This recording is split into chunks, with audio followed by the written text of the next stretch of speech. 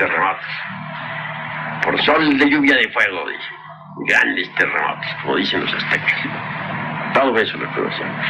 Entre el fuego y los terremotos se hundió la Lemuria, en el Pacífico, a través de 10.000 años. ¿Y hubo sobrevivientes entonces? Sí, hubieron sobrevivientes. Algunos de esos involucionaron tanto que se volvieron liliputienses. Hace poco en Bolivia encontraron un grupo de liliputienses, así chiquititos. Así, de Ocupán. Sí, por ahí andaba. Tenían un pueblito por ahí. Bueno, esto no es la historia de Pulgarcito. No, eran así como de unos 10 centímetros, a 20, los más altos eran gigantes, tenían 20 centímetros. Entonces ya eran gigantes. Bueno, el pueblito era todo casitas que parecían de muñecos, muy muñequero. Y las ollitas, ¿cómo serían? Donde cocinaban las liliputienses. Todo era así chiquitito. Pero de la noche a la mañana la gente aquella se desapareció. ¿Qué se hicieron? Se metieron entre la cuarta vertical y se fueron. Entonces eran lemures ya involucionados. Involucionados. Sin embargo, el pueblito se conserva y aquella tribu que existe en esa región, pues no permite jamás que ningún civilizado se acerque a ese pueblito. Está custodiado por la tribu. Por la tribu. Es un pueblito que parece de muñecas, con un enorme cerro elevadísimo, o varios cerros que lo rodean elevadísimo. Cada cerro es tan alto que cuando mucho puede llegar a tener unos 30 centímetros. Pero para ellos es un gran cerro. Bueno, podrán algunos tener 40 centímetros, 50, normal. ¿Cómo se referiría usted al embotellamiento que tienen los evolucionistas con el hecho de que el hombre, entre comillas, de que el hombre desciende del mono?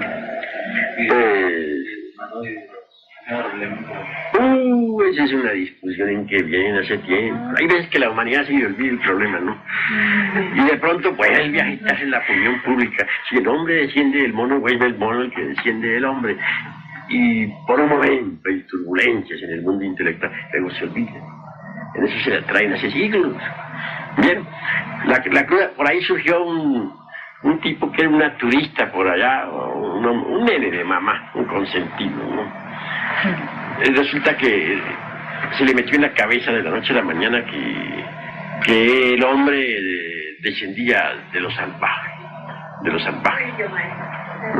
no del mono, sino de los salvajes, pues son ciertas criaturas muy parecidas a lo que llamarían el hombre de las nieves, ¿no? Bueno, de ahí no pasó, pero también hicieron mucha bulla en la Edad Media con eso, ¿no? El nene de mamá pareció entonces un genio, ¿no? Todo el mundo lo quería mucho porque había dicho que el hombre venía de los salvajes. Pero por épocas se agita la opinión pública. La cruda realidad de los hechos es que eso de que el hombre viene del mono no tiene una comprobación lógica. Se apela a una serie de datos analógicos, anatómicos analógicos, y de ahí deducen, no porque les conste, de que el hombre viene del chango, pero no es porque les conste, sino porque apelan a las analogías, y de ahí sacan en su mente calurienta que sí, que viene del mono. Pero eso nunca lo ha visto nadie, porque jamás se ha visto en ninguna parte del mundo, ¿no?, a un hombre saliendo de un mono. De verdad que la cruda realidad es esa, a no ser que el mono se mezcle con algún ser humano, y entonces sí puede salir un hombre, ¿no? El caso de Juan Mono en Venezuela es muy curioso. Por allá en Mérida, en un lugar por allá, yo estuve alguna vez en ese país, conocí por ahí un poquito de los Andes y del Zulia, y estuve en Maracaibo. Yo conozco la ciudad de Maracaibo, por allá pasé alguna vez, y por ahí me contaron el caso de Juan Mono. Resulta que por ahí había un chango que se enamoró, bueno, nosotros decimos chango aquí a los monos, que se enamoró de una mujer, se la robó y se la llevó para el bosque y le hizo sus nidos en las ramas de un árbol. Allá vivía la infeliz en ese ramo, en un árbol, calcule, ¿no? El mono la alimentaba todos los días, le llevaba frutas y todo para que comiera y todo eso. Pero tuvo que haberlo querido ella cuando quedó encinta, ¿no? De lo contrario, como si una mujer no quiere tener relación sexual, pues no la quiere, ¿no? De manera que, ¿qué quiere decir eso? Que quedó encinta. Bueno, los hermanos buscaban, pues, a la muchacha, los hermanos de ella, y al fin la encontraron Ella los llamó, subieron ellos por ella, la bajaron. Después el pobre mono andaba por ahí alrededor de la casa. Lo mataron al pobre chango. Pero la criatura nació, un hombre en el sentido convencional de la palabra, ¿sí? Que se llamó Juan Mono. Por allá fue en el estado Mérida la cosa, yo recuerdo, en un pueblo, no recuerdo cuál. Y tenía todo normal, menos las piernas que estaban llenas de vello. Pero por lo demás normal, no sacó cola tampoco. Su oficio no fue muy genial, no se dedicó precisamente a hacer maravillas, ni nada por el estilo.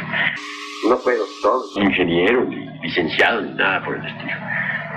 Su oficio fue cargador de agua, por ahí, cargando cántaros llenos de agua, por ahí. Cargar agua en el pueblo, ese fue su oficio. Habla normal. Pero ahí se trata de la mezcla ya de un chango con una persona humana, pero que dos changos, o de la mezcla de un chango con alguna otra criatura subhumana por ahí, vayan a ser el hombre, tampoco se ha visto eso. Total que esa es una teoría absurda y descabellada que no tiene valor ninguno.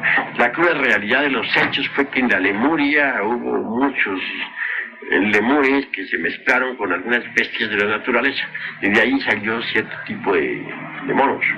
Y en la Atlántida, después de la gran sumersión que acabó con aquel bien gigantesco continente, pues muchas mujeres quedaron aisladas en bosques profundos. Claro, muchas se degeneraron sexualmente, se volvieron lesbianas, cosas así por el estilo. Y otras pues resolvieron educar ciertas bestias de la naturaleza, bestias del sexo masculino, para unirse sexualmente a ellas. De ahí salió una gran cantidad de changos, orangutanes, gorilas. La verdad que si ustedes observan en general a los simios, verán que tienen todas las características del hombre degenerado. Ahora, ustedes me dirán en qué me baso yo para decir eso, ¿no? Pues me baso en las investigaciones que se realizan en los fondos acásicos. Si ustedes aprenden a funcionar fuera del cuerpo físico con los procedimientos que les hemos enseñado, podrán entonces por sí mismos en el mundo astral suplicar, por ejemplo, a los reyes de la naturaleza, a los devas, a los dioses, que les muestren el origen de los changos. Y ellos, estoy seguro que se mostrarán. Yo mismo, si ustedes aprenden a salir en astral, estoy con mucho gusto y me invocan, yo concurro al llamado de ustedes para probarse con demostración. Porque eso ha quedado ahora en los recuerdos acásicos de la naturaleza, en las memorias de la naturaleza. Pero se necesita funcionar fuera del cuerpo para poder estudiar esas memorias. Un hermano pregunta sobre cuál debe ser nuestra actitud ante el materialismo dialéctico con el cual los comunistas marxistas pretenden liberar al hombre de la alienación que vive en la actualidad. Son religiosos. Todos los comunistas son religiosos. Religión viene de la palabra latina religare, o volver a ligar al alma con Dios. También ellos quieren religarse, es decir, están queriendo religarse cada vez más y más con su Dios materia, ¿no? Ellos le rinden culpa al Dios materia, luego son religiosos, son fanáticos religiosos. De manera que entonces nosotros debemos ante todo desarrollar la comprensión. En primer lugar, abrir un poco los ojos para saber de dónde surge el materialismo dialéctico. Yo me sé toda la dialéctica materialista de Carlos Marx y me la sé de memoria, de pasta a pasta. Prueba de que me la sé es que me di el lujo de refutarla en el Cristo social. La tengo aquí en la cabeza, metida toda, y sin embargo no creo en ella. ¿Por qué no creo en esa farsa? Precisamente porque es una farsa. ¿En qué me baso yo para decir que la dialéctica materialista de Carlos Marx es una farsa? Me baso en Carlos Marx, que fue el primer enemigo de la farsa. Fue el primer enemigo del marxismo.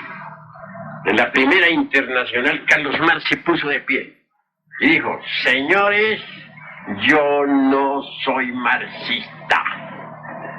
Todos le dijeron: pero ¿cómo? Usted es el maestro, usted es el que nos ha enseñado la doctrina. ¿Cómo es posible que usted no sea marxista? repitió: no soy marxista, y por tercera vez lo dijo: no soy marxista. Y luego vino como consecuencia de aquello que fue un fracaso realmente, esa primera internacional comunista, la división entre mencheviques, bolcheviques, anarquistas, anarcosindicalistas, etcétera, etcétera, etcétera. Multitud de sectas políticas resultaron de la declaración de Carlos Marx. Se declaró enemigo del marxismo. ¿Y por qué tuvo este hombre el valor de declararse enemigo del marxismo? Porque él era un fanático religioso judío. Cuando murió se le rindieron honras fúnebres de gran rabino, religiosa, oiganlo bien. Y prueba de que este hombre era religioso fue lo que escribió en una revista de París, que cito yo en mi libro titulado La plataforma del Partido Socialista Cristiano Latinoamericano. ¿Qué dijo en esa revista? ¿Qué fue lo que manifestó? Voy a decirles qué manifestó.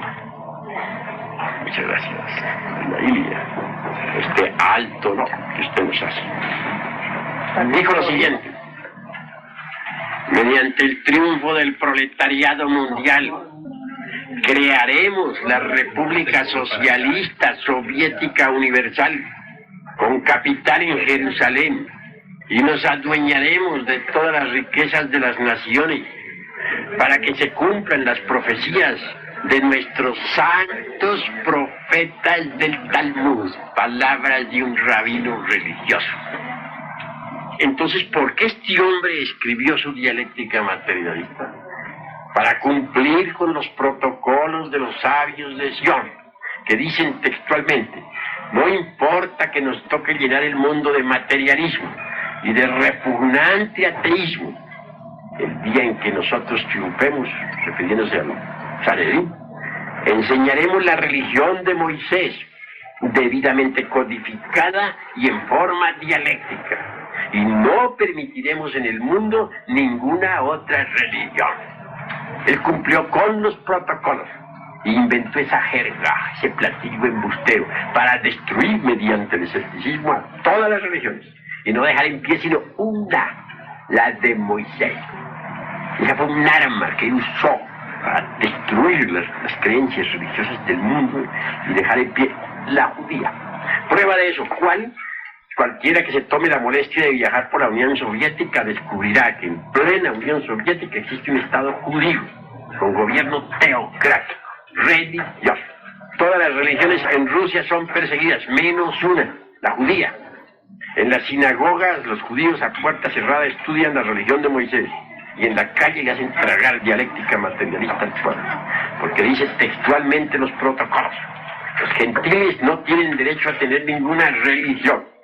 Ellos son bestias de cargas que Dios nos ha dado para nuestro servicio, y les ha dado forma humana para que nosotros no nos horroricemos de ellos. Los protocolos.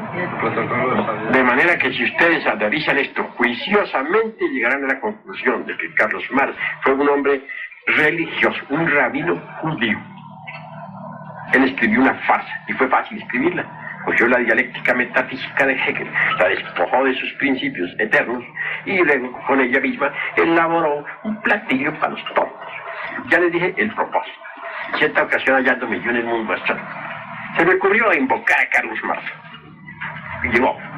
Entonces, le dirigí una pregunta, dijéramos, a boca de jarro, a quemarropa, como dicen.